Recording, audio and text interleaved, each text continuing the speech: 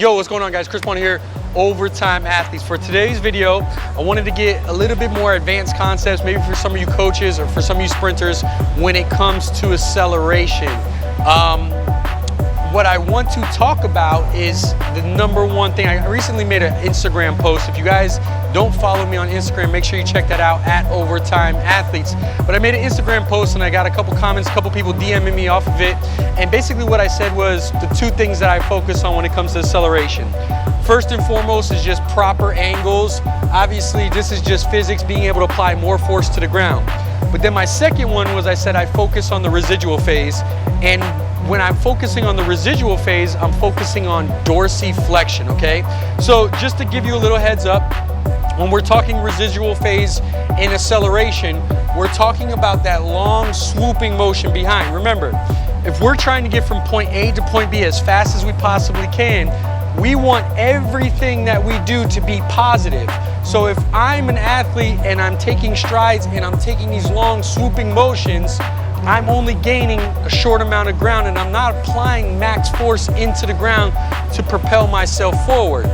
So in order to correct that residual phase where we're swooping that leg way behind, we need to teach the athlete to get into dorsiflexion. Dorsiflexion is essentially pulling that toe to the top of the shoe and being able to apply force. Now, contrary to most belief in acceleration, most coaches and athletes think you need full hip extension to get maximum force into the ground.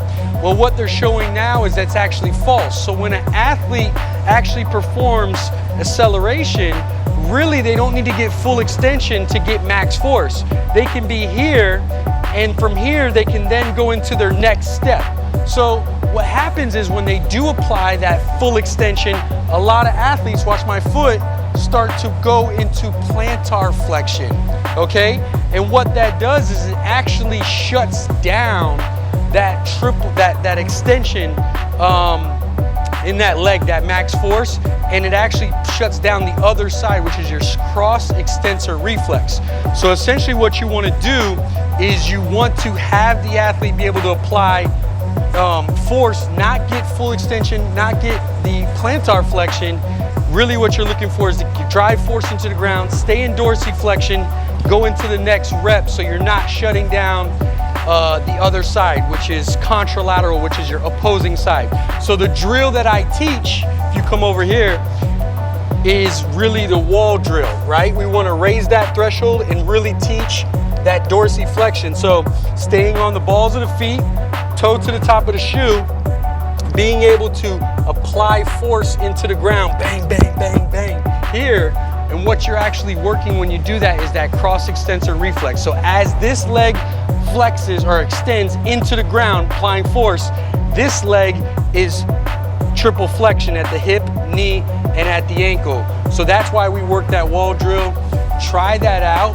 I'm kind of just rambling on now, but I just want to give you guys a heads up of what you should be focusing on when you're working that acceleration phase. If you're working with young athletes, biggest takeaway that you want to do is make sure that instead of working on full extension, what you want to focus on is actually applying force, but getting that keeping the toe to the top of the shoe, keeping the foot dorsiflexed, and making sure that you utilize drills such as the wall drill to be able to rehearse that and work that with them so you can overcome that long residual phase. I hope that helps for acceleration.